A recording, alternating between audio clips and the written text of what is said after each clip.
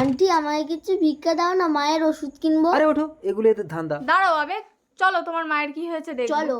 Picture अभी बाकी है। মা, ও মা, মা দেখো কারা এসেছে। আবেগ তুমি কি একে চেনো? না, আমি একে চিনি না নিপা। তুমি কোথায় চলে গেছিলে আবেগ? আপনার ভুল হচ্ছে। নিপা নিপা নিপা, আমার কথাটা একবার শোনো। কি বলেছিলে?